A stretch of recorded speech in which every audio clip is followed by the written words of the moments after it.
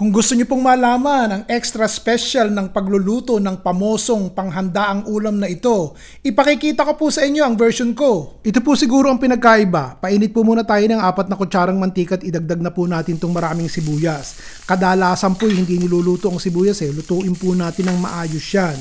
Pagkatapos idagdag natin ang siling pula. Pagkatapos po ng siling pula, ilagyan na po natin ng maraming dinikdik na bawang. Tapos konting paminta. At lagyan na rin po natin ng asin para timplada na. Haluin po natin. Patayin na po natin yung apoy. Yun po ang sinasabi kong pinagkaiba. Kadalasan po kasi hindi natin niluluto, pinapasingawan lang So walang lasa. Idagdag na po natin ang ating maraming ginayat na carrots. Pagkatapos po ilagyan natin ng ginayat na pinya. Kasama yung konting juice.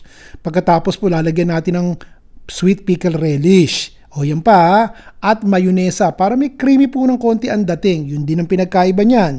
Tapos po ilagyan na po natin ng pasas. Yung pasas na may binabad ko sandali sa tubig para tumataba ng konti at medyo maging plump.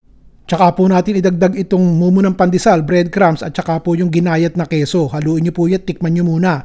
Ayos na po ba lasa bago nyo idagdag yung giniling na baboy? Kung ayos na po, okay na. Pero dagdagan po natin ng konting asin at konting paminta. Tsaka po natin ihalo yung ating giniling na baboy.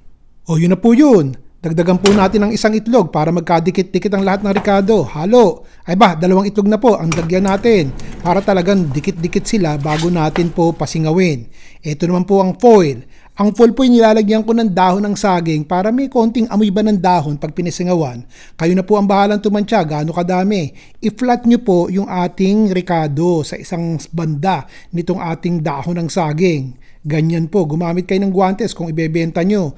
Tsaka kayo maglagay ng itlog na nilaga. Alam nyo na itong proseso na to, pero ipakikita ko dun sa mga hindi pa nakakaalam. Imbis na Vienna sausage po ang ginamit ko po yung luncheon meat.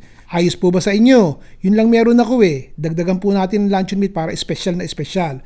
Tsaka po natin ibalot ng maayos. Medyo magdagdag po kayo ng pressure kapag idinidiin nyo at inirorolyo nyo para po hindi busalga o magkalasog-lasog kapag hiniwa nyo mamaya. Ito pong lahat ng ricadong aking ginamit, 2 pong malalaking imbutido ang nagawa ko. Mahaba at matatabang imbutido. Yung magkabiling duloy, isara nyo ng maayos bago nyo po pasingawin at nang hindi sumabog.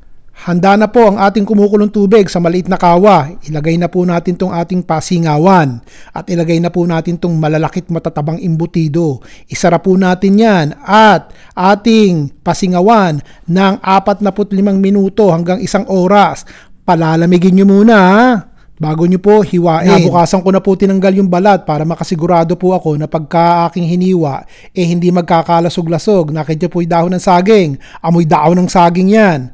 Ngayon, sa paghihiwa po, dahan-dahan dapat. Serrated knife po ang ginamit ko na panghiwa, pero dahan-dahan, walang puwersa. Nakikita nyo kung gaano kaganda ang loob at ang ricado sama-sama, hindi po siya nagkakalasog-lasog kapag hiniwa nyo. Nakita nyo yan? Ganyan po.